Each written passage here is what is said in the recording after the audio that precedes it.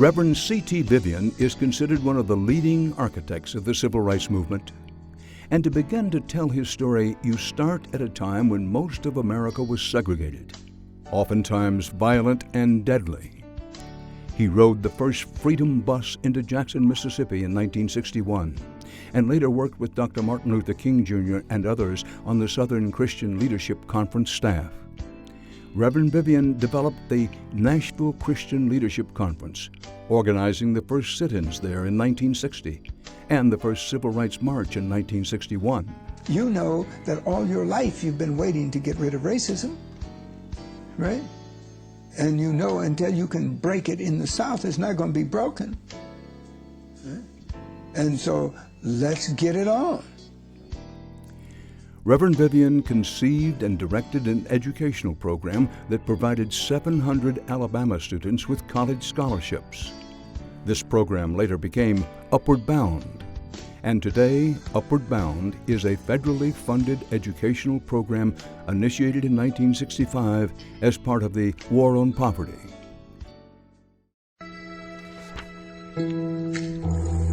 In the 1950s, for every $150 spent on white children at the white schools, only $50 was spent on African American children at the black schools. The Kansas case, Oliver Brown et al. Versus the Board of Education of Topeka, Kansas, was named after Oliver Brown as a legal strategy to have a man at the head of the roster. The national chapter of the NAACP felt that having Mr. Brown as lead plaintiff would be better received by the U.S. Supreme Court justices because he had an intact, complete family. He was the only male plaintiff, and filed the suit on behalf of his daughter Linda, a third grader at the Monroe School. In 1952, Brown versus Board was brought before the U.S. Supreme Court as a combination of 5 cases from across the country. The case represented nearly 200 plaintiffs. On May 17, 1954, the Supreme Court ruled in favor of Linda Brown and other African American children like her, thereby ending legal segregation in the nation's public schools. Reverend Oliver L. Brown died in 1961, and his daughter Cheryl established the Brown Foundation in 1988. Reverend Brown's legacy lives on through his wife Leola and daughters Linda and Cheryl. The foundation sponsors national programs on civic engagement and diversity.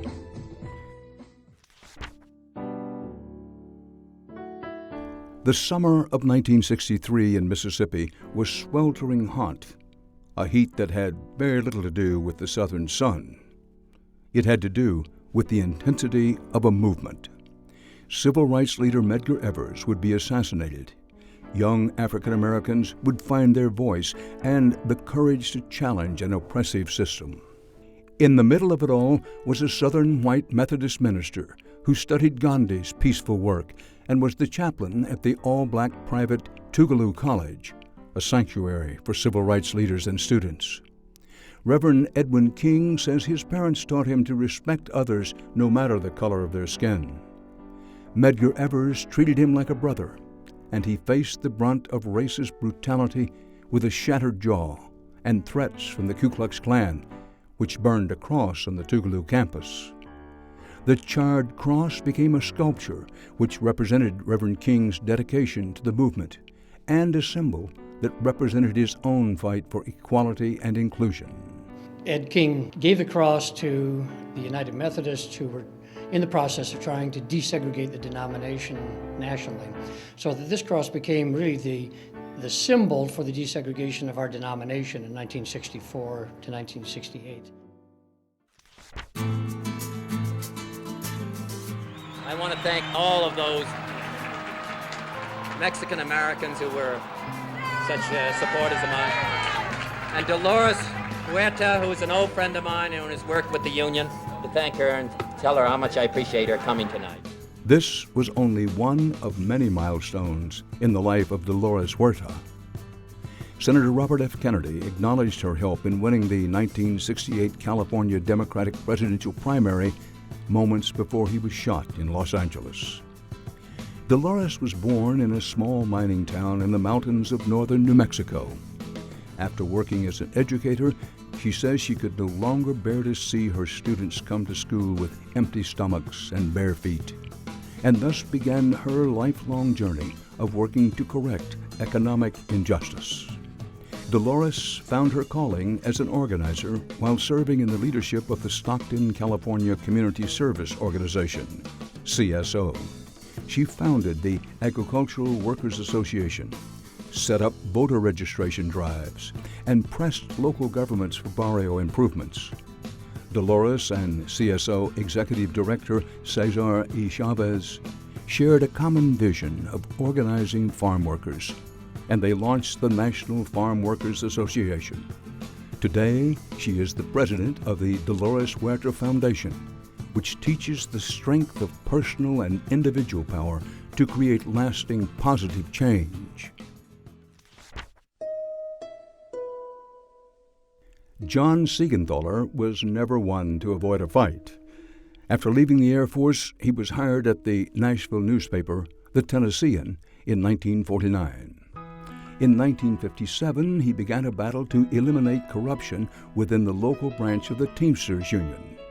In 1960, he was appointed administrative assistant to incoming U.S. Attorney General Robert F. Kennedy. During the Freedom Rides of 1961, Seigenthaler was sent to be chief negotiator for the government in its attempts to work with Alabama Governor John Malcolm Patterson. As Seigenthaler tried to protect one of the Freedom Riders, he was attacked and knocked unconscious. It's a story his young grandson never tires of hearing. There was a time when there was some angry, hostile white people in Montgomery, Alabama, and there was some black people who wanted to ride the bus. And the mean, angry, hostile white people beat up the black people and put them in the hospital. And they beat me up and put me in the hospital. And he says to me, "Grand, are you black?" I said, "It really doesn't matter." And that was not true. Color still matters, Jack. Race still matters, Jack. Discrimination still lives, Jack. Seigenthaler worked on Robert Kennedy's 1968 presidential campaign, and he would serve as one of the pallbearers at his funeral. In 1991, he founded the First Amendment Center at Vanderbilt University.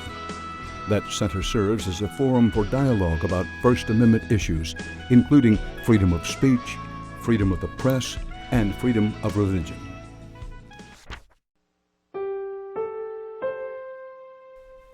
Dr. Martin Luther King Jr. urged a young Reverend James Lawson to come south during the Civil Rights Movement because, as Dr. King said, quote, "We don't have anyone like you down here." Lawson declared himself a conscientious objector and refused to report for the draft in 1951. He served 14 months in prison. After his release from prison, Lawson spent 3 years in India as a campus minister and teacher, where he studied the principles of nonviolence of Mohandas Gandhi and eagerly followed the media reports about the 1955 Montgomery bus boycott. Lawson moved to Nashville, Tennessee, and enrolled at the Divinity School of Vanderbilt University. Reverend Lawson mentored a number of young students at Vanderbilt and Fisk University. Among them were Diane Nash, James Bevel, Bernard Lafayette, Marion Barry, and John Lewis. They later formed the Student Nonviolent Coordinating Committee. Reverend Lawson became pastor of Centenary Methodist Church in Memphis, Tennessee in 1962, and in 1968, when sanitation workers went on strike, he served as chairman of their strike committee. The issue is still the issue that was here last week in the city of Memphis, and that was here yesterday, and that is here today, namely justice, fairness for the sanitation workers, and a new sense of dignity and justice for the black people and the poor people of this community.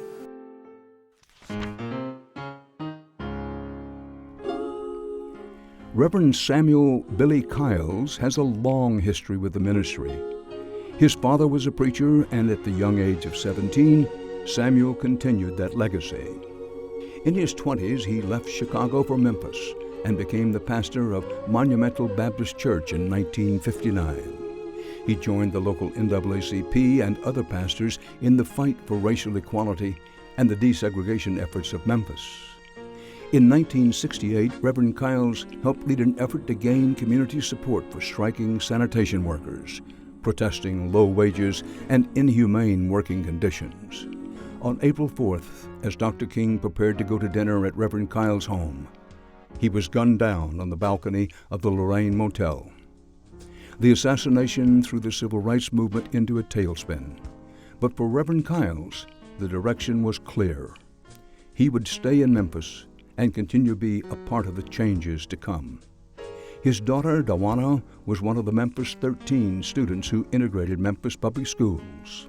Reverend Kiles serves on the board of directors of the National Civil Rights Museum. In 2009, his story and the story of the Memphis movement was told in the Academy Award-nominated short documentary, The Witness from the Balcony of Room 306. Yes, you can kill the dreamer, but you cannot. I must tell you that you cannot kill the dream. The dream is still alive. The dream is still alive. The dream is still alive. Hallelujah! Hallelujah! Hallelujah! Hallelujah!